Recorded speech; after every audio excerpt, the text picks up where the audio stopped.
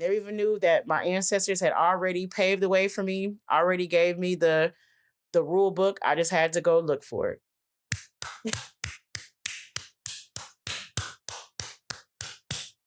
I don't even know how to follow that up. That's why I was clapping everybody. You always got something to say. I don't even know why you playing right now.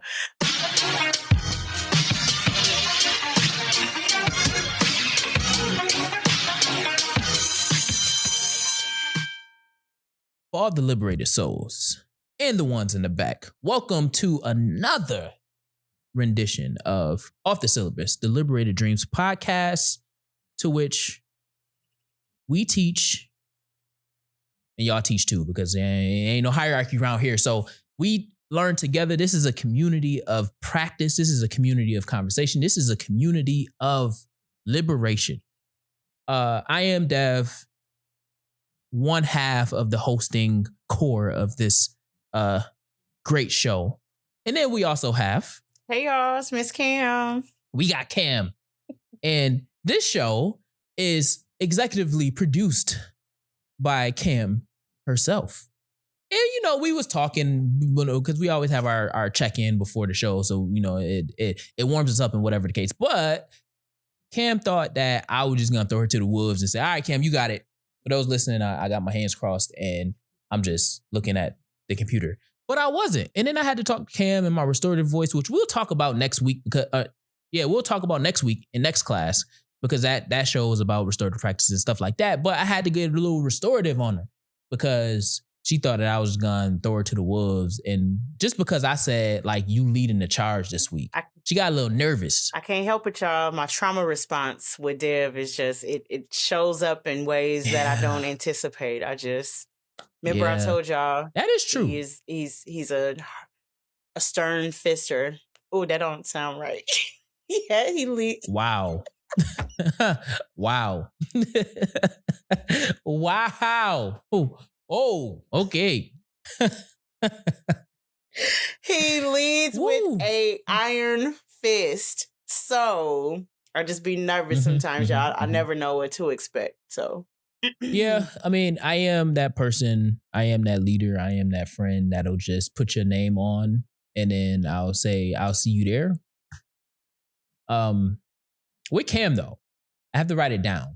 So I'll say, I'll see you there. Here is the attachment. There you go. There's the instruction. Here is the link to the information. Yes. But I recently did that. I put a name down and I said, we there. That's okay. So evolution looks good on you. That's okay. It's okay to evolve. Yeah.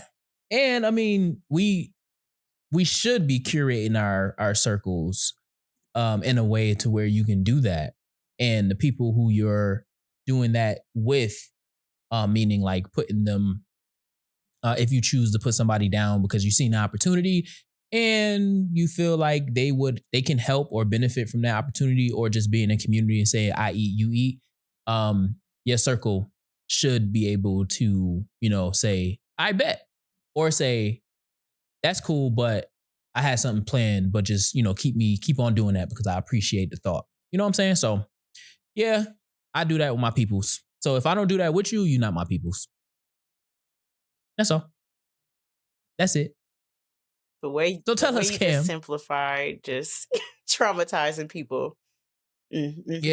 Yeah. If I have not traumatized you in that way, then you're not my peoples. It's that simple. So, Cam, what are we talking? Introduce the topic today. What are we talking about? What are we politicking on in this class? So, what inspired today's episode, or the topic being workforce futures and how we can prepare the next generation of leaders as they enter into this space? I thought about just what are some of the main misconceptions that we typically hear in youth development, or just myself personally, especially when it comes to working with teens. specifically. I just hear so many stereotypes of folks always being quick to just downplay their ambitions, just speaking about them in negative terms and making it seem like, these kids don't want to work. These kids lazy. These kids today, they just stay that, again, it's just always something negative that is attached to that. And for me, I've had the exact opposite observation when it comes to working with this group because I would say when I stepped into my first supervisor role, particularly, that's all I kept hearing from my young people that I served through programming was, man, Miss Cam, like you got a job. When you gonna put me on the squad? Like when is you hiring? And so at first I used to kind of get a little nervous because I'm like, all right, y'all see the cool side of Miss Cam. Like I'm fun when we're doing like programming, but as a supervisor, that's a different hat, y'all. Like I don't play no games. So I don't know if y'all necessarily want to see me in that space because I'm not gonna play with you. I'm gonna make sure you right, you got what you need, but I got a high bar, I got high expectations. And so just after hearing it after like so many years of just being a mentor, and then again with me being put in a position of influence where I could, technically like hire them and working for organizations where the hiring age was, 15, 16. I'm like, okay, like let's give this a shot because how else are they really going to learn about professionalism or just how to navigate in the workspace if they're not given the opportunity? So, yeah, I just thought it would be a good topic for us to unpack and to also just get feedback from our audience about just their experience when it comes to providing workforce development for young people because they definitely are hungry and they definitely want to eat. And I haven't had any issues with them not wanting to work, but you have to make sure that it is in alignment though with their actual passions, with their skill sets, and that it's actually attached to what their needs are, not just our wants that we have for them as the adults in their lives, but all these things have to line up in order for it to be a rewarding experience for them. And as long as those are in place in the right way, they'll show up and show out every time. They just need the opportunity. Yeah, I'm the same way. And when I say I'm the same way, it's that piece of like there is like programming dev, like youth development hat on, and then there's like supervisor dev, and there is a crossover. Like certain things you can maintain, but it's like I used to when I was in my teen youth employment program. I used to love saying, if you don't want to do it, it's cool, go home. Because you're here to work. Mm-hmm. So, and when you signed that contract that said you're going to work here for 6 weeks, everything that I asked you to do is a part of your job. Mm-hmm. Professional development is a part of your job. Not being on your phone when you're supposed to be with the kids is a part of your job. Having closed-toe shoes and not Crocs is a part of your job. Being on time. So if you don't want to do that, being on time is a part of your job, right? And then I give you flexibility because I'm not an on-timer. So if I'm not an on-timer, I'm not going to make you be on time, but secure your bag and don't be crazy off of not being on time, right? You still, you know how Dr. Lee say you're early. I mean, you're on time when you're 5 minutes early. You're late when you're on time. Mm-hmm. Me more so like you're on time when you're 10 minutes late. Still got that buffer. You don't abuse the buffer. Yeah, you on time when you 10 minutes late. You late when you 30 minutes in and you ain't communicate to me. Whatever the case, right? But I always like to say like, because kids would then say, well, but who you work for? Mm-hmm. Who is your supervisor? Who is responsible for you? Who signs your check? I didn't really sign a check, but who signs your check? Mm-hmm. All right. So what I said is what's going to happen. Don't let them get you fired, because I fire you real quick. You had to play big bully because I wasn't gonna fire him. Right. But still, you know what I'm saying? It's that understanding that you have different room to wiggle. Yeah. When you are a supervisor versus when you are that youth development leader, because I can't threaten them with this is what you're supposed to do, because technically I'd hope and pray. I hope and pray that they want to do the activities that I organize, or else I got to pivot and I can't really make them do nothing. So, you know what I'm saying? There's a difference, but I like that little leverage of One, I'm here to teach you how to be a professional. In a way that also honors your youth, but also honors your identity. So yeah, I'm very much so like you in that case too. Before we get into the main topic, we're going into segment one. Segment one is dropping gems, the life learner, to which I am leading. And me and Cam was talking about this right before we started recording, but part of it was I wanted to drop a gem or think about a gem to drop that was kind of in connection to the topic that we're talking about today, but also in the same sense, something that is intriguing, and it's not necessarily common knowledge. And we was talking about how like I didn't really see it as not being common knowledge, primarily because like I be reading random stuff. So I'd be knowing a whole bunch of stuff. And then I just think that everybody else, it's like a bias type situation. So I had to check my bias and come to find out, Cam didn't even know Nope. what neat youth are. I did not. So the gem dropping of the day is neat youth. NEET youth. Neat is a acronym. Acronym, right? Yeah, acronym. And ideally what neat youth is or the reason why I'm saying neat youth is because we have to always be in the know about understanding where youth are currently in our current landscape of the world. Neat youth is a international understanding and an international examination of youth. When we go into that international space, youth is 16 to 24. Only in this country, youth are seen up until 18 years old, which is crazy to me actually, as I've introduced the international world into my repertoire. But in the spirit of being the next generation and also us being the current next generation, technically, because we should be in Congress and we should be the presidents and all that stuff. Like, ain't no, you might run into somebody that's your age and they end up being the president, and you know them because they're our peers, right? So in the spirit of the next generation up, we must meet that generation where they are. That's where neat youth come in. Right now, they are not, meaning current generations of youth are not in education, employment, or training. That is what NEAT stands for. Not in education, employment, or training. Training meaning vocational training, trades, etc.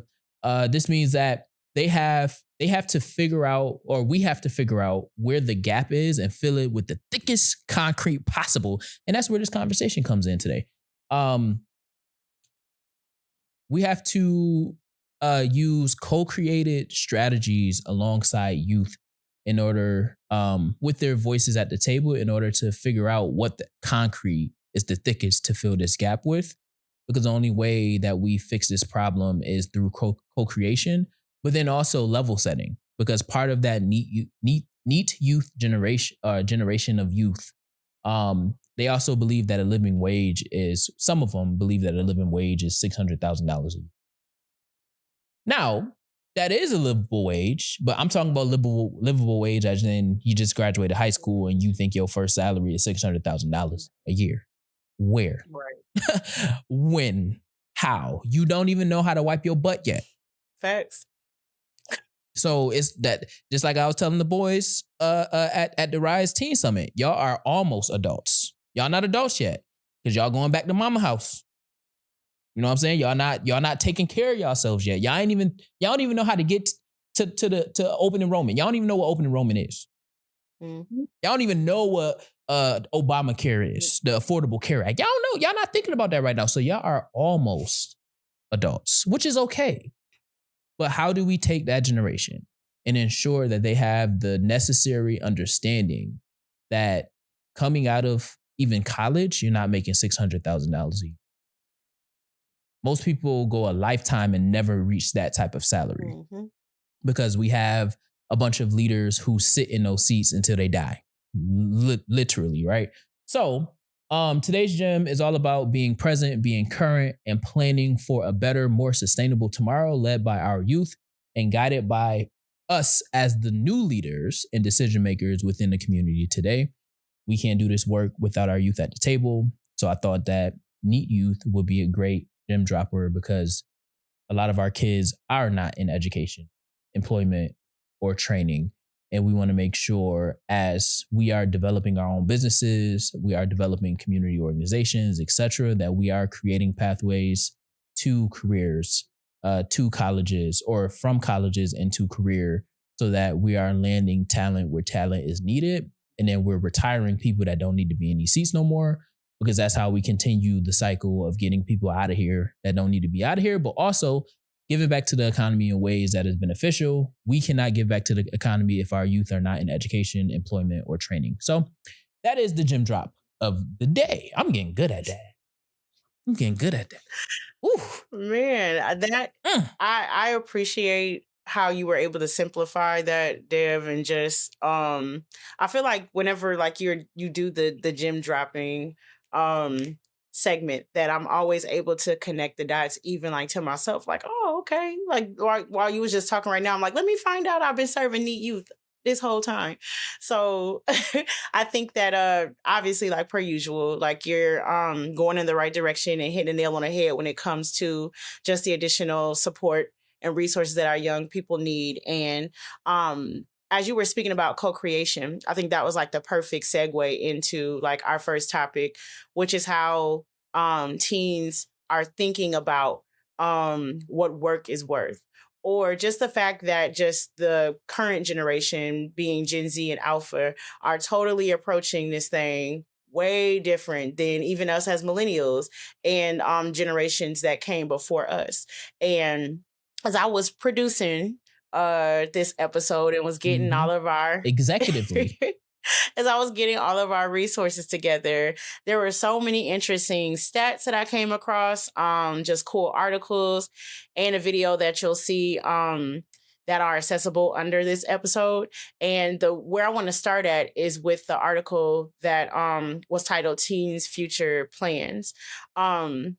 There was a stat in there that said that 53% of teens plan to attend a four-year college, meaning almost half are navigating non-traditional or unclear pathways.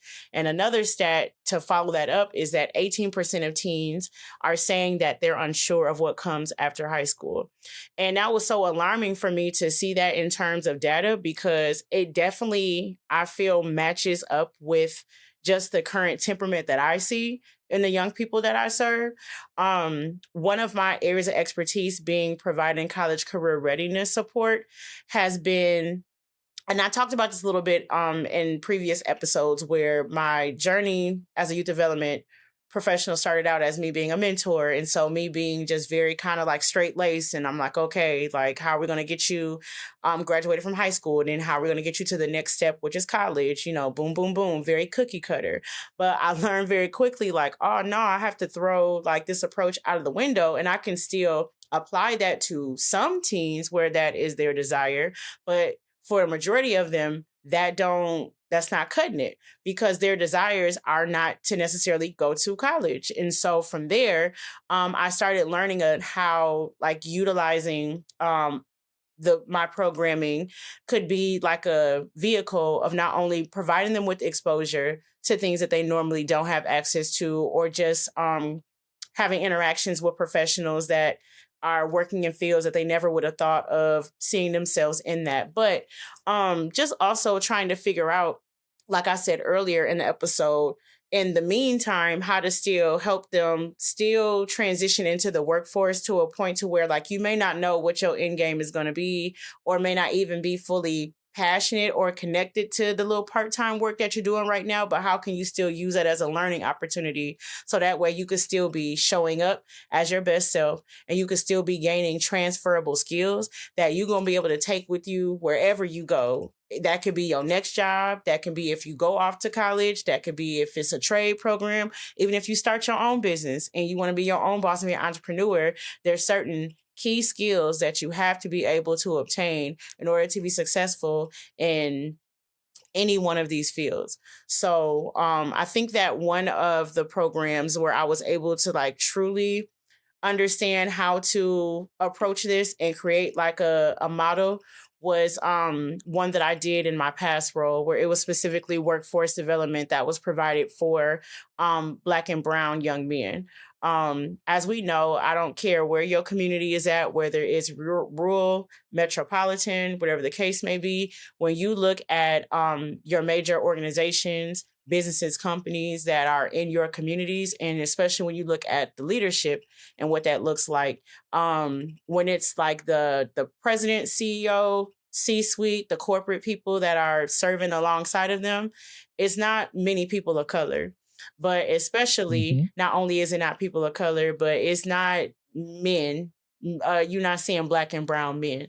So with Nope. the program that I'm referring to, that I was able to build a model for, it was like game changing for those young men that were, participants, because it allowed them to, for a lot of them, this was their first job they were able to, obtain. We structured it so it was like it was a 6-week program, but not only was it you're getting like training, but you're working. Like the second like you enter into the program, like you're clocking in, like you a part-time staff, like this is a job and you're getting paid for it too. So they were able to Mm-hmm. get compensated for their time that they invested in that program, which you don't get to see very often. But then on top of that, as they were still getting the programmatic experiences, being able to build camaraderie amongst each other and things of that nature, they were also getting like on the job kind of like training. They were shadowing with the people that were in those positions and in those leadership roles where they're underrepresented. So they were learning about, what does the world of marketing look like? What does finance entail? What does fund development require? What does a CEO actually like really do? So they were able to, it was designed so by the end of the program, they were able to hopefully see themselves in those spaces. And some of them did share that like towards the end of how, they felt inspired by it and how it, encouraged them to potentially explore careers that they never would have seen themselves in or thought that they would be able to access. So I think just doing those type of things in the youth development space, just being able to, again, meet a need that they actually have and teach them skills versus like being like overly reliant on credentials is the direction that we need to be going in. So that way they can feel more optimistic about once it's their time to enter into the workforce. And then not only will they be optimistic, but then they'll show up stronger as well. They'll actually want to be there versus just going through the motions and approaching it like a chore, like so many generations before them have been conditioned to do. I like how you introduce the youth development article into like how you wrap that thought up. I'm Skills, learning. skill-based hiring. You know what I'm saying? Listen, I see it. I see it.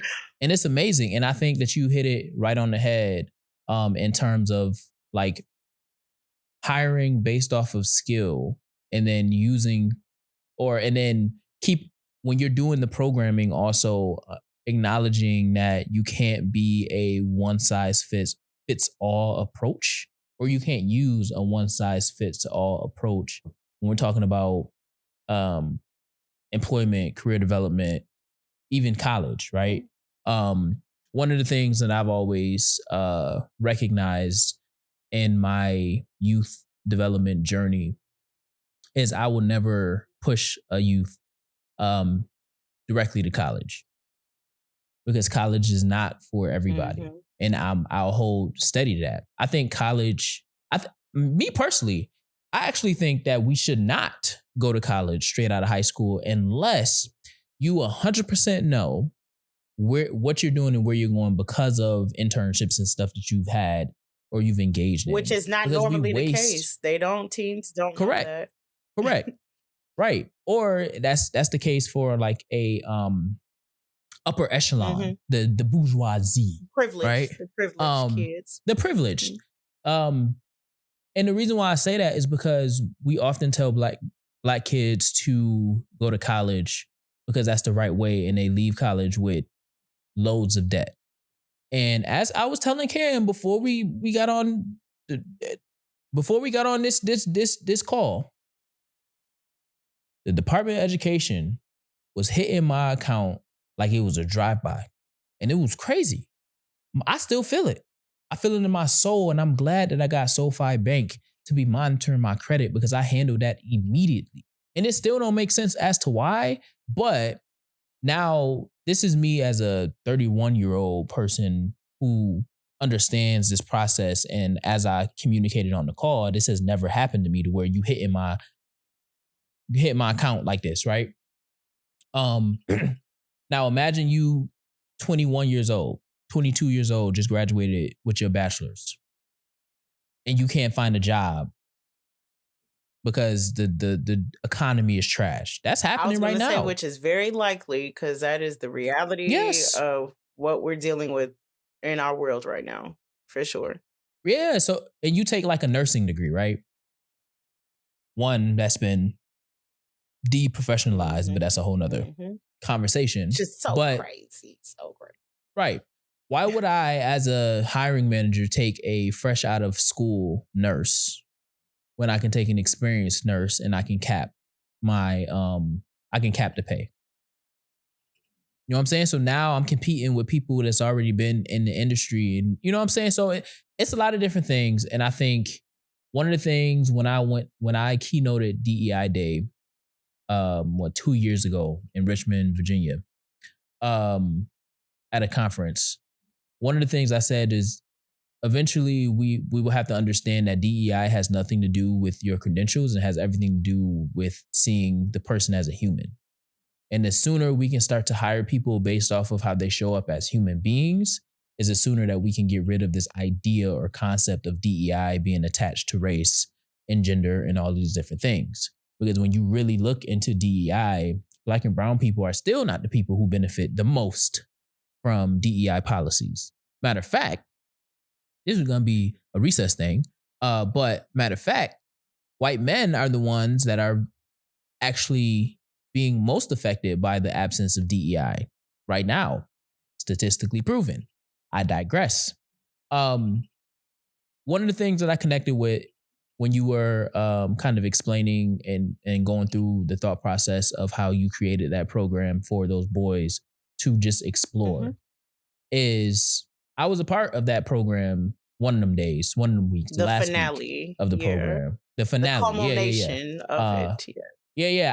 I came when it was easy. I ain't come when they ain't want to be You around. wasn't You know what I'm shooting with saying? us in the gym. But You wasn't shooting with. yeah, I wasn't shooting with him in the You gym. was though with one of the boys. I definitely was shooting with him in the gym, and I learned his whole life story. But one of the things that I did in my session throughout those 2 days or within those 2 days was I had a open conversation, an open dialogue with all of the boys as to what it is that they want to do.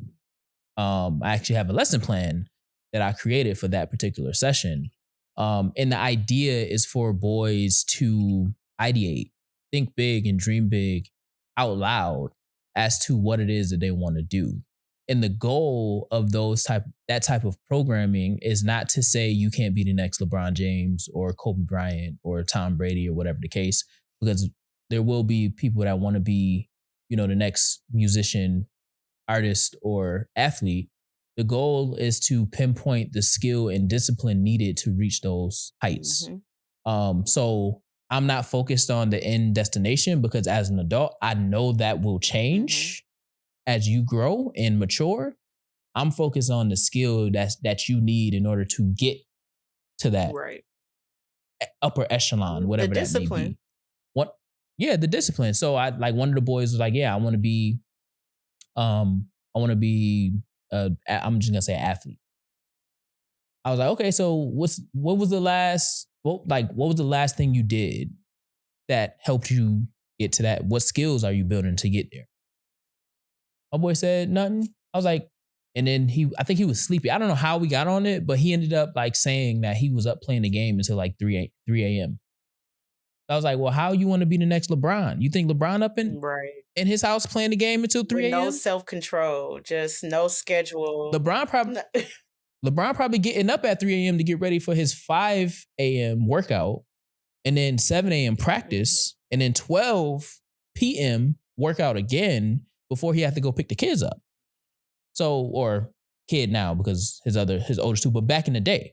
So part of what I appreciate from the youth employment article is that idea of like pointing to skill first hiring versus like credentials. And we as an economy in the US of A need to push more towards skill based hiring and less towards merit based hiring, because you don't even hire on merit, because when you have the merit, then you say you don't have the skills in order to do that. So it's almost like a flip flop for hiring managers and organizations to not hire the people who are most qualified, which are 9 times out of 10 Black and brown people, Black women to be specific, right?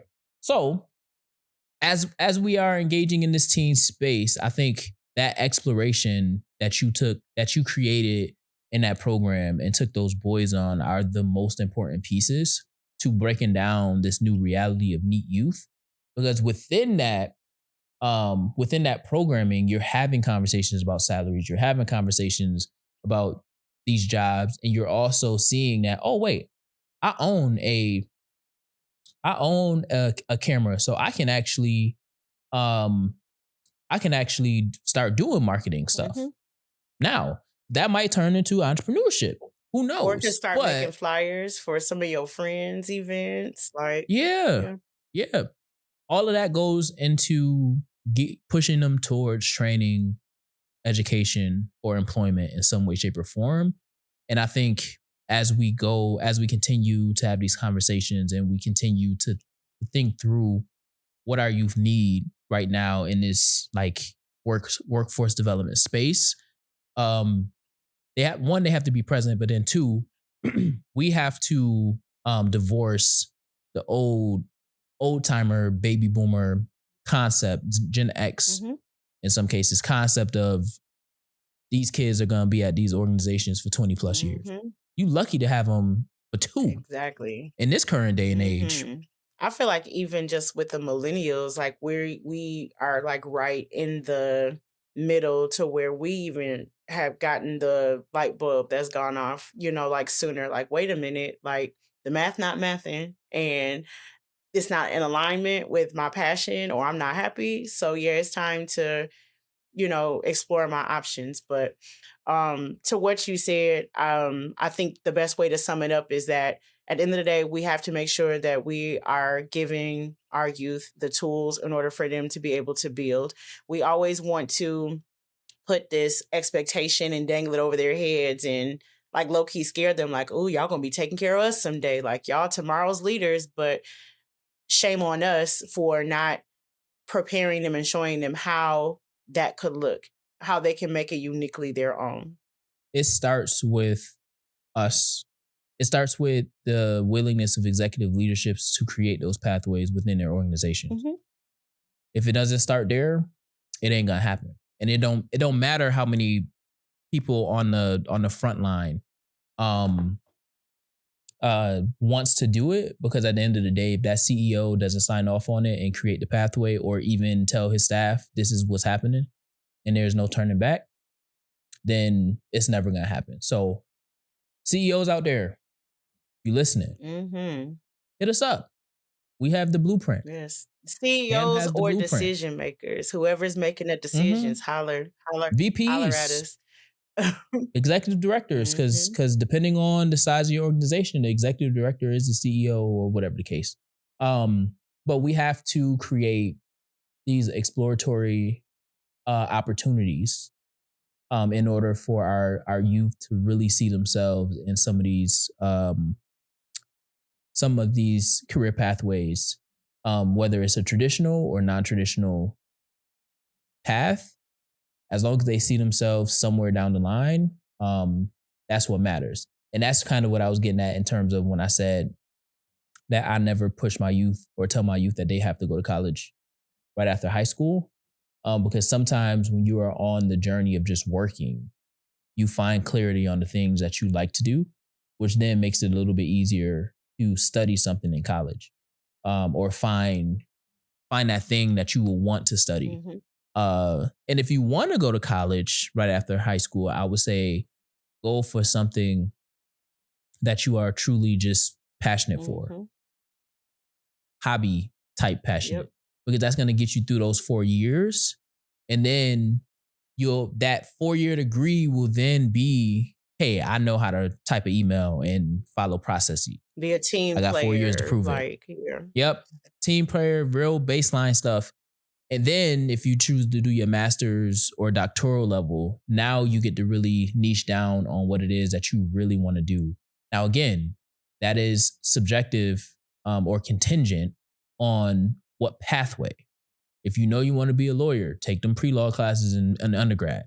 So it's nuance to Yeah, that certain conversation, ones you but can't take a shortcut on. Certain yeah, ones. yeah, yeah. You can't take a shortcut. But if you in something like education with me or youth development, something like that, youth development is best when you're not doing nothing. You're not doing youth development.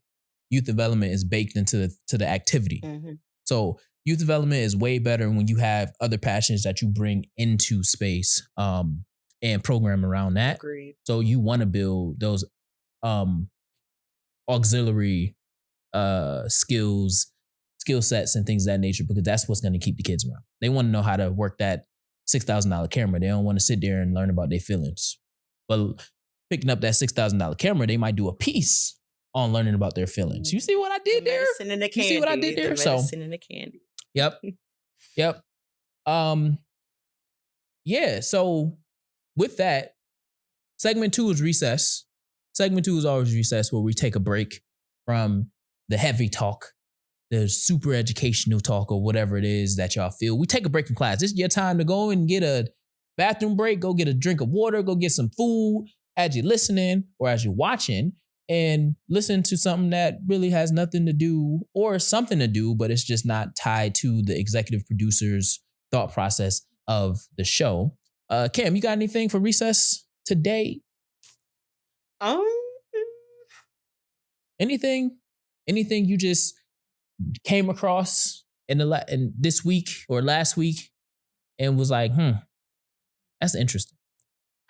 I got something. probably, but I'm gonna let you go because I'm gonna take too long trying to remember. What I was thinking, it's kind of connected to the topic, but also not connected because it has nothing to do with youth in particular, or directly, but it has to do with people in the workforce. The Trump administration just released the jobs report for the last month. So this month is the last month, 2025. So almost a year into his presidency. And you know how we see I don't know if you've seen it, but he just did a address to the nation yesterday, I think it was. And he was like, inflation is down, way down, and pay is up, way up. It was horrible when Biden was in, but it's great now. You know, the same rhetoric, whatever. That's not what his Department of Labor reported at all. And I don't think that it is. I don't think that it is a mistake that he addressed the nation now, like yesterday or this week when the report came out this We're week. trying to distract. But trying to distract, the same thing out of the old Trump Bait playbook. and switch. But basically, the inflation is rising and wages are lowering. So in December, basically, inflation is 3% or something like that, 3.0, whatever the scale is, and wages is 3.5. So basically, We all out here fighting for our life. we fighting for our lives because even though we're making more money, inflation is going up. So it doesn't feel like you're making more money. Mm-hmm. I wish I could get gas was still 99 cents a gallon like it was in the 90s. No. But it ain't there no more. Happening. So yeah, that was my recess. And then today I learned, based off of that, Black unemployment is a whopping 8.3%. 2 times the national average for unemployment. Mm. When he came in to office, it was like 4%.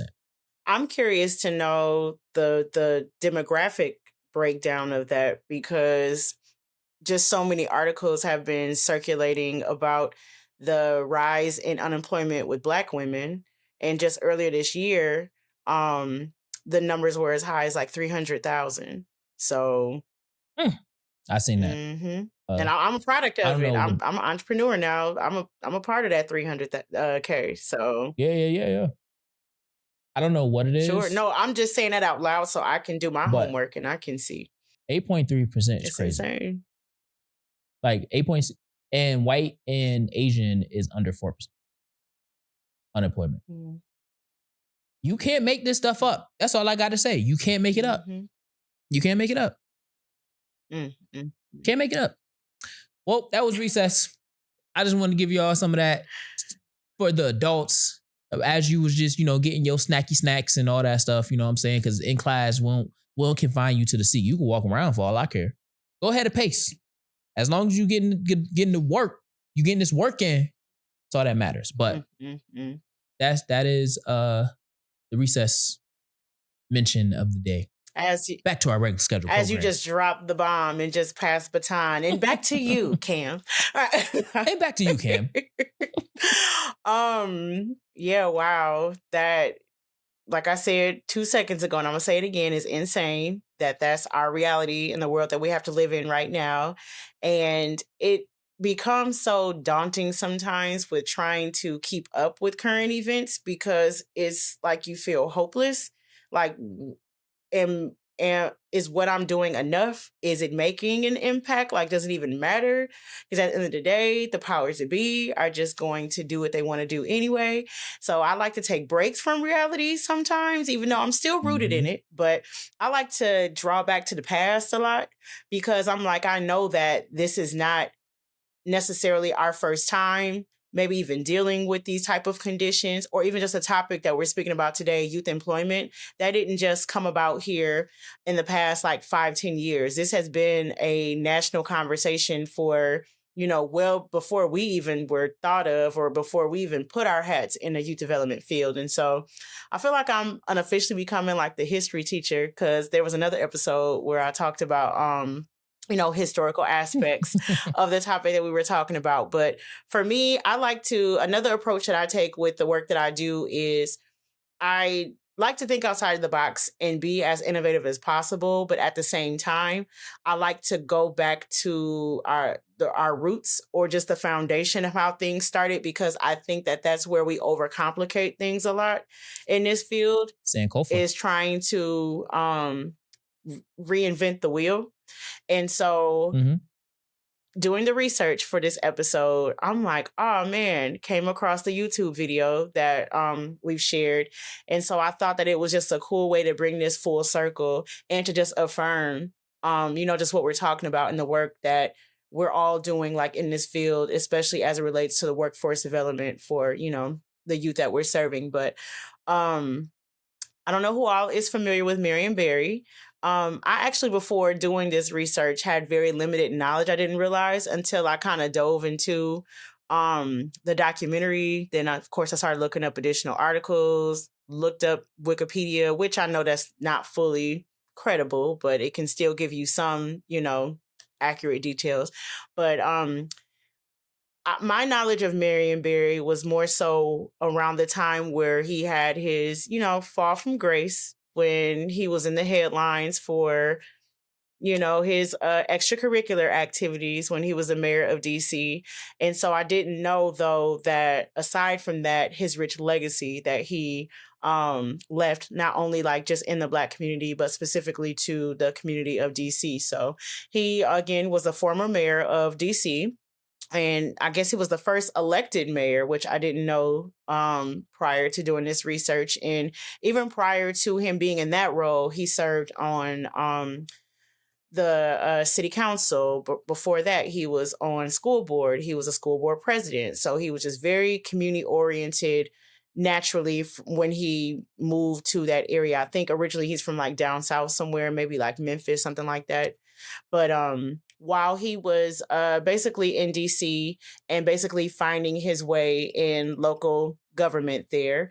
He began working for the mayor's summer youth employment program. It was for the previous mayor that served before him. And this led to him like revolutionizing just the approach for how jobs were provided to youth in that community. And it even evolved into a youth leadership institute where essentially it provided summer training, but it employed thousands of young adults. I guess it started in the late 70s, about 79. And I think he stayed involved until like the early 90s. But if I'm not mistaken, it even still exists to this day, which is just so dope that even after, he's no longer with us, that his influence is still, present. But it was basically the years in the program year that he came in and took it over. In the documentary, one of his former leaders on the team spoke about how initially the goal was for them to employ around about 4,000 youth. But once Mr. Barry got a hold of it, he was like, "Oh nah, we doing 30,000." Like literally, he set the goal Ooh. of we are going to provide every young person with a job opportunity in Washington, DC. And from there, they changed the game. Like it wasn't just giving just summer employment. It was giving program components where the teens were being taught about the decision making process as it relates to civic engagement. They even provided housing at some points in time in the program. I think the documentary references that there was a moment in time where students were able to like live on campus at Howard for a couple of weeks and learn from the college students while they were involved in the program. They even ended up offering down the line leadership positions. So they elected a youth mayor for the Leadership Institute. And then they also were very intentional about providing equitable job placement opportunities. So that's another part in the documentary where a former participant in the program talks about how they would even do like smaller employment opportunities within the institute for the young women who were young mothers who were typically not given the same opportunities as their male counterparts to enter into the workforce or to get like good paying jobs, or they were just typically around 70s 80s. We still got an equity gap. That's another talk for another day, but it was even worse then. Mm-hmm. So yeah, I just really appreciated seeing how steadfast he was and making sure that he was utilizing the public funds to keep this program going. So the investment obviously is the first step of making sure that not only programs like this get up off the ground, but we need to make sure that we're keeping this sustainable too, because that is doing these young people such a disservice by coming in, disrupting their lives, and selling them these, big dreams of you can be everything that you want to be. As long as you just put your mind to it, put in the work. And it's like, okay, you give them the opportunity, but if the funding is not there, oftentimes in this space, especially when it comes to nonprofit sectors, the funding dries up a year or two later, and then you're like, oh, okay, see you later. Sorry, we ain't got no money no more. And you ghost them. So now you're Mm-hmm. leaving them worse Mm-hmm. than you found them because you're selling them a life that they is not attainable. Like just think about how that deals like how that impacts their confidence, or just their optimism of seeing that opportunities just come and go, and that they're gonna continuously be overlooked by society. This was another theme that I saw that existed within this program, was that it was skill based, not resume based. So that ties into what we were just saying in topic one of how it's important of making sure, that we are shifting the way that we are approaching bringing these people into the workforce. Even if we're not even just talking about youth right now, if we're even talking about hiring adults, why are we looking at the prettiest resume, looking at like who has like all these degrees? Because that does not equate to you being the best person for the job. And that does not mean that you're going to perform well. You just look good on paper. That don't mean that you actually equipped with what you need in order to really be able to step into this space. And it Mhm. was designed to meet the needs. Like these teens, like there was a high unemployment rate at the time of this program as well, similar to like what we're dealing with right now. And I'm pretty sure there were some crime rate issues because there wasn't much for these young people to do. And when you don't have anything positive or constructive to do, you're gonna get into trouble. So they met so many community needs as well as industry needs. And yeah, it just reminded me of just why I do the work that I do, and even just new program offerings that I'm working on right now under my my own organization. I'm trying to do what I did beforehand with the program that I mentioned that I did with the black and brown young men, and open it up to now where we can have all youth that are involved, but we still need to make sure that it's equitable. We need to make sure that we're still preparing the next generation of leaders. And I'm actually kind of working on a partnership right now where I can expand out a bigger program that will essentially mirror the Leadership Institute. And I never even knew that my ancestors had already paved the way for me, already gave me the rule book. I just had to go look for it.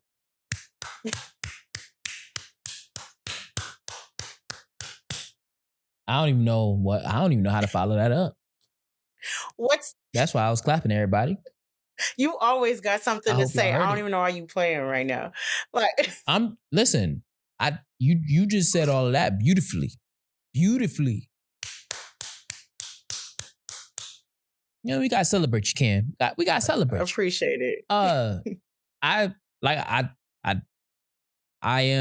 I appreciate the history.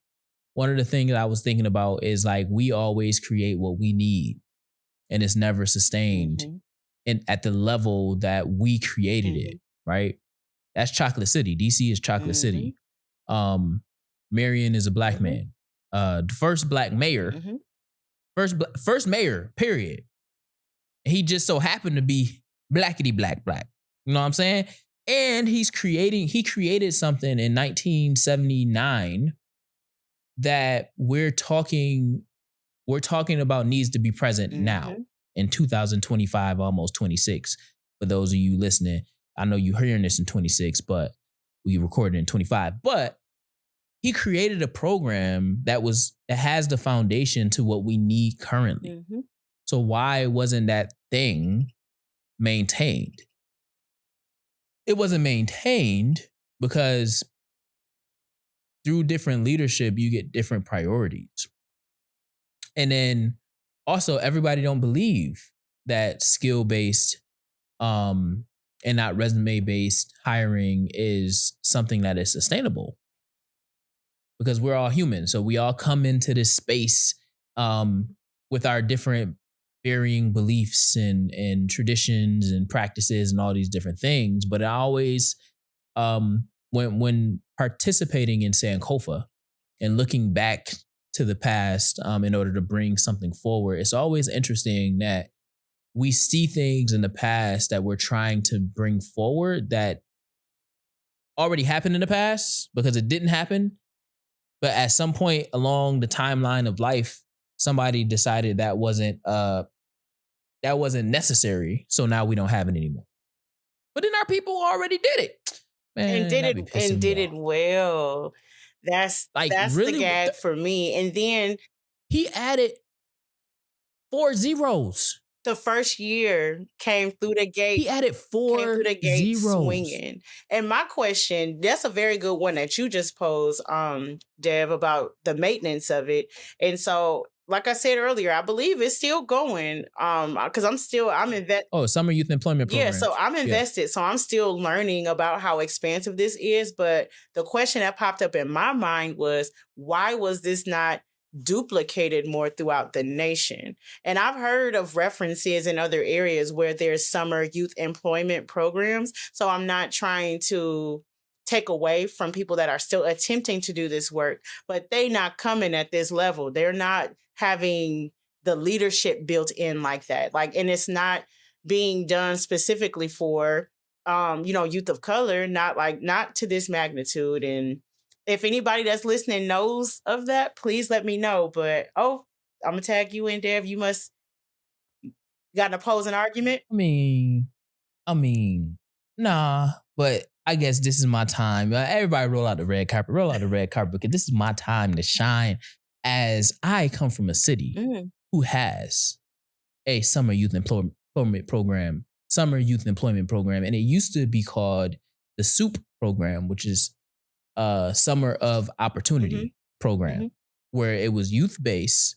SOUP turned into SYP, but it's the same program. It was just different names. But every summer, the city of Rochester hires thousands of Mhm. youth, thousands through its partnership with the city school district.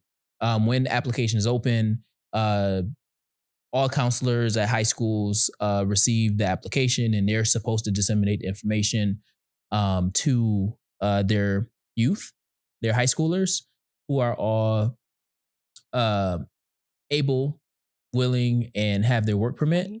uh, to work, while also if you are connected to organizations also can give you the information. So one the organization that I work for, we had some SYAP program. That's the program I was talking about Is that earlier. how you were at But it's a pleth CIT? Was it through this or? no, no, Okay. no, no. So the beauty of Rochester, again, roll out the red carpet because I could talk about my city because we do things at a different rate. We have our shortcomings, but we also in this national space, I've learned that the things that happen in Rochester, other cities are trying to kind of Emulate. um, come up with or emulate. Yeah. But that program, it just so happened that the community place of Greater Rochester had its own CIT program that they funded. Okay. And the director of the youth programs, or who I don't know what the VPs and stuff, they made sure year in and year out that they fundraised or they received dollars to continue that type of Mhm. programming. But that's something that was normal to us in smaller grassroots organizations where we or they employed youth Mhm. and taught youth. Like this was an extension of our youth Mhm. programming. So it didn't feel like work and we didn't have to look for Sure. it. The opportunity presented itself, and every year we were blessed enough to partake in those programs. And SOUP or SYP ran parallel. Mhm. So like it was a different, so basically it'll be like we have our own offerings within the community place of Greater Rochester. And then the SOUP program is an extension of that offering, of those offerings through the money that was already fundraised to employ Mhm. youth. And then those youth get to be in their own program, but then also they would come over to camp and they would work with us with camp. We used to hate it because they used to come in and mess up So cross everything that we had training going on. But opportunities. they would cross chain and they would do different things. So like we did during our in one year during our um school year programming, we did a peace garden. In the summertime, they maintained the peace garden that we had. So it was like it was a lot of different Mhm. things to where they were getting paid, but also it was a part of the youth development portfolio of the community place of Greater Rochester at that time.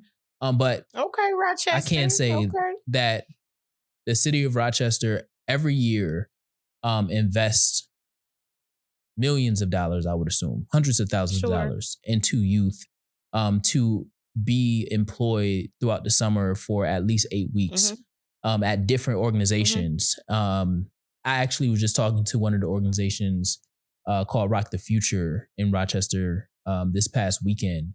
And she was telling me how I gave her the idea for them to start their youth portfolio through the summer youth employment program and how that's going to kick off. They've been doing it for the last couple years, and she's now getting to the place where the leadership program that we wrote for Rock the Future, they're ready to pay us to come back in and do Oh, that I was just programming gonna because now say, they have sound like youth. you owe them an invoice.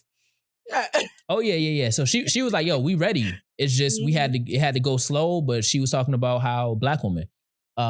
She was just talking about how I never lost sight of the Mhm. goal, and I want to acknowledge you for telling me this because if you never told me that during that time when we was meeting, this when I was consulting with them in particular, in connection to my parent work.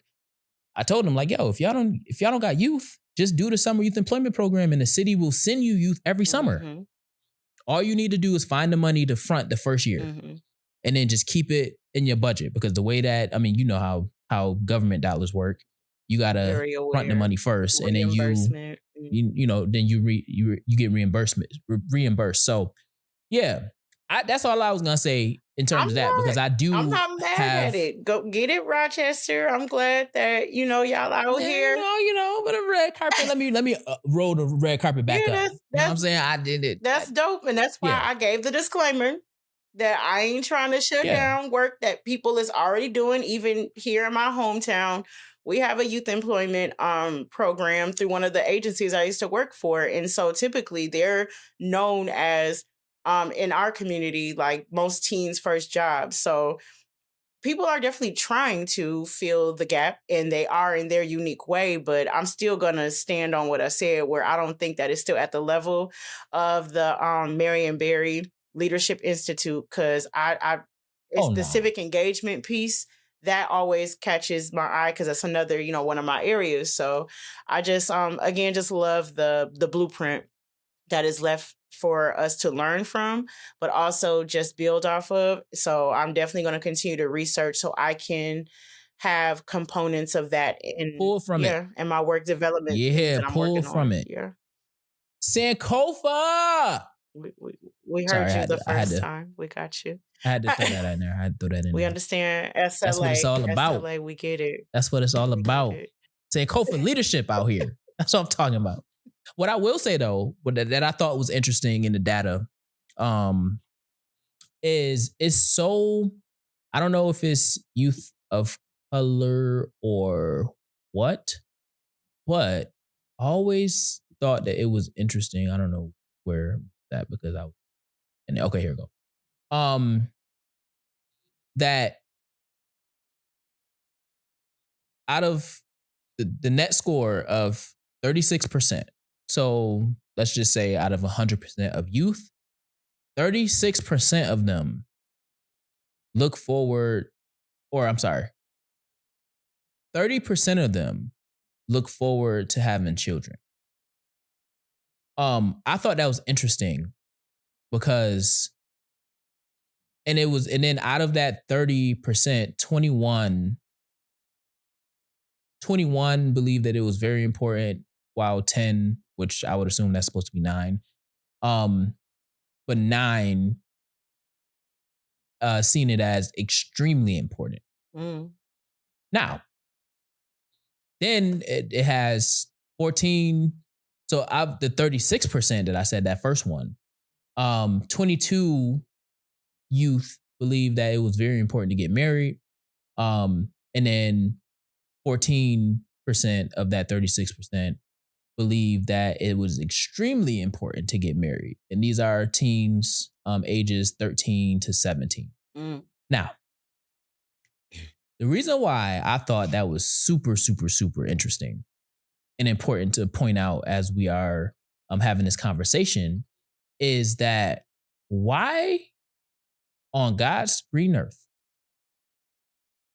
why in the supercalifragilistic and expialidocious are our youth looking forward with extreme and very importance to have kids and be married when they are neat, when the opportunity of making money or making good money, or even that concept, isn't necessarily clear to the average kid? I would say that I'm speaking very broadly right now, but I thought it was very alarming and it was very interesting and telling to what we tell our kids, like what we teach our kids, that getting married and having kids are so relevant Yeah. Purpose for to their existing. upbringing. Hmm. Yeah, like this. Now, obviously, in retrospect, having a job and career they enjoy, it was 86% out of the totality of the kids, and it was basically split down the middle in terms of extremely important and very important. I don't know the real context of how these questions were worded or any of that, because I wasn't a part of the research. But having a kid, having a job or career they enjoy was the highest, 86%. Having close friends was 69%. Having a lot of money is 58%, which is like what are we saying when we ask that question? Now I'm getting into my like doctoral brain. And then being famous was like a 6%, so it was low. But I would be less triggered if being famous was higher than getting married and having children. Because at least you are aspiring to make a lot of money or align yourself with where money is. But having a kid and getting married actually costs more to do and maintain than we fathom or we communicate when we are saying get married. And they often, and it's not surprising that they are both literally, they're the only ones that are like neck and neck, 36-30%, which because we teach our kids, don't have kids till you get married. So now marriage is the goal so I can have a kid in the thought process of a kid. But I thought that was interesting. But to your point, Because as we have I'm this, sorry, keep going, dear. I was about to say, because as we have this conversation, that determines the when we're talking about college. That determines the what when we're talking about college. Because if that is your goal, then you need to figure out by like 15 years old, you need to lock in then. Which is not ideal, not very practical. But I think it just also speaks to, again, what has come up earlier in the conversation about the additional soft skills that need to be taught when we're doing this type of work, and financial literacy being one of them. Like, you can still have your goals and aspirations to have a family someday, but you also need to have a clear understanding of just the cost that comes along with adulthood, just period, just for yourself as a single adult. And then when you add more people to that household, what the expenses are going to look like, or what that responsibility, how that's going to grow. And that's where, it's a disconnect and it's a gap. I always say it's two things you don't really have in your childhood: friends and lovers. Lovers and friends. I didn't mean to put it that way, but whatever. Cue the music. Down, and part of that is, but yep. Cue the music. But I always say that just to level set on the psyche and the dedication piece. So like the focus. I'm telling you, and I've sat with my girls and I said, none of y'all are really friends. Y'all all associates. Because I know when I left high school, I don't talk to the same people that I was forced to talk to every day when I left high school. And if we didn't go to college together, we didn't talk. Right. We still cool. I just seen a bunch of my boys at one of my boys, one of my bros that I'm actually like close with, at his baby gender reveal. So we seen each other and it's all love, and it's all love. But as it pertains to like friends, we actually got closer. Some of them, we actually got closer after high school just because of, groups that we ran with and all that stuff. But I always say like, yeah, you don't really have like friends in high school or in elementary school. You have associates. Now, that's not always true, because then the next follow-up question, when they be like, oh, no, they really my friend, I go, okay, so y'all seen each other when y'all leave school? Y'all go to each other's house? Y'all have sleepovers? No? Oh, y'all do? Okay, y'all might actually be friends if y'all spend the extra time trying to get to them outside of school. And that's the same thing with lovers, partners, girlfriends, boyfriends. Yeah, nah. Miss me with all that. Now, I will build skill in terms of communication and things and have conversations with that if you are at a certain age. But if you fourth grade, I was about to say 4 years though. If you in fourth grade, you talking about you having boy problems, get out of my face. And they are talking about or that. girl problems. That's the gag. They're definitely talking like that. Yeah. Mm-hmm. And it's not a get out of my face in terms of like I'm literally shunning them away. But it's more so like, stop playing with me. Yeah, stop playing with me. Y'all not really together. Y'all might think y'all together and that's cool, but y'all not really together. Y'all see each other at school, in class. Y'all see each other at school. On the bus. In class, maybe. When y'all can't talk. On the bus, if y'all ride the same bus. Maybe. Yeah, so no. And but to that point, right? That's why that particular stat around getting married and having kids is so important, because having kids, that means that you would need another $100,000 on top of a regular salary for one person. And I think it's an extra $1,000 a month to raise a kid. You ain't got to tell me. You ain't got to tell Oh yeah, me. you know. I definitely And do. it don't stop. No. He probably calling you right now trying to get something. No, he just left. I'm just Thankfully, he saying. just left. See, look, eating up all your food. I was just at my mom's house and I ate all her. I mean, I drank all her poppy drinks, and I was supposed to go and get replenish. You were some supposed more to replenish, and you didn't. And I forgot, but I'm gonna send it to her. And then she took $12 out my account and she never put it back. And then I was like, "You probably took my money and didn't put it back." She was like, "Yeah, you right." And she had the nerve to Just laugh. tit for tat, tit for tat. Mm-hmm. Right? Yeah, but you know, it's always gonna be there. That is a lifelong commitment, financial commitment. It is. So I think that part of it is I would have been interested to see how they came up or what questions they asked to get to those data points.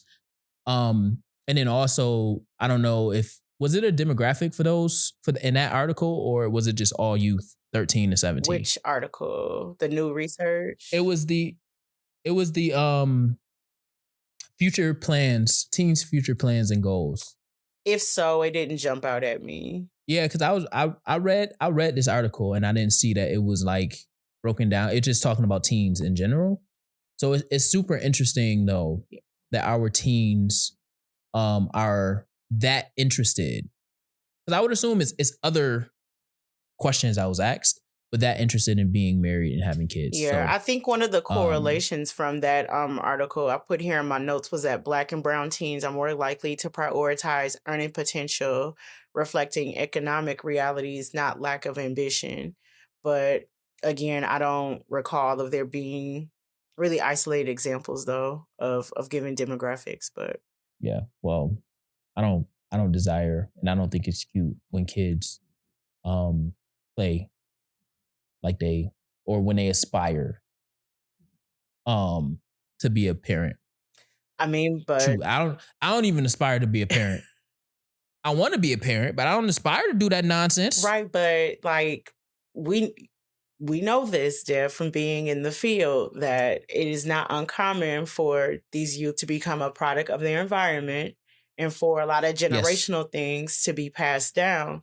And so if that's all that they have been exposed to, if that's all that they see, if that's a direct reflection of their household is, just having all these siblings and whatnot, then they may think that that is going to be their reality too. So that is what they're being prepared for. And that's why it's important for us to come in and be able to open their eyes to the rest of the world that exists around them and showing them that it's not as impossible to achieve as you may think. You can dream, but now we're here to help you figure out that plan of how you're going to get to that finish line, whatever that may be. So speaking of that, finish lines, running through, if you a track star, you understand the lean. How is by any dreams necessary leaning in to that future? Well, I'm glad you asked that because I touched on it briefly earlier, but I've basically created a ecosystem that is skills first, that is going to provide young people with the experiences and the components that we've been talking about throughout this episode. So the name of the ecosystem is the Next Up program. And I also mentioned that I'm in conversations right now with a potential partner to basically pilot this. So I'm manifesting that by the time that this airs, it will be in implementation. If not, I'll figure out another way to bring this to life because it's just too good to not move forward with it. But basically the main takeaways or the pillars of the program will be providing a career exposure before they start getting the pressures of actually being in the career field, developing skills that translate across industries, making sure that youth voice is at the core of workforce intelligence, and also making sure that the employer is actually partnering with giving them the necessary training that they need and not gatekeeping. That's what I'm talking about. Clap it up. Clap it up. Cannot. Listen, Cam is the truth when it comes down to this type of work. This is in her portfolio, life's work. And if you can't do it, BADN can. Ooh. Period. I might need some type of form of compensation for all these for all these one-liners. Ooh. Duly noted. Duly noted. Yeah. But yeah. Listen, there's a lot of resources. Cam has hit the ground running since January. Dang, it ain't even been a year yet. So January is when I left the workforce, but May was actually officially when I launched my organization. So really, it's only been like 6 months. The amount of things that Cam has done in 6 months. Y'all should be ashamed of yourselves if y'all been doing this for over a couple years and you ain't getting nothing done. That's all I'm saying. But we are in a community of practice. Yeah. So we strive together, we work together, and we don't judge each other. Each one teach one, and we lift as we climb. So that's why we're doing this. Each one. Oh, sorry. Proceed. Each one teach one. Oh, I was just saying, each one teach one. And I think, to be honest with you, I don't know, but I'm about to do that thing that we was talking about earlier in the show. But I think Cam is open for executive mentees. I think she charging a hourly rate to get y'all right, because she done did something in 6 months that y'all haven't done in a couple years, 4 years, 5 years. So you might need some executive mentorship. Cam is coming from an executive space. I do have coaching. She's doing the work. I do offer coaching. That's what it is. Coaching. I said mentorship. Yeah. Scrub that, y'all. Executive coaching. Same difference. Difference. Hey, listen. I'm just throwing it out there that there is an executive right here who is also currently, when you listening to this, is in grad school. That needs some coachees, some players in the game. So that's all I'm saying. As we closing out, I'm tripling down on the value that y'all are listening to and experiencing right now, right here, right now, in this space, in this community. And we are gonna eat together. We're gonna win together, and we're gonna get our youth to the right places together in community as a village.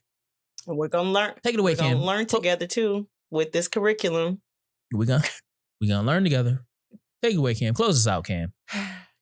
That's another episode. That's another episode that we brought to you, and class has been dismissed, and your syllabus has been officially remixed. Until next time, y'all. And I'm sorry about last week's visuals. It got hectic out here. Treacherous.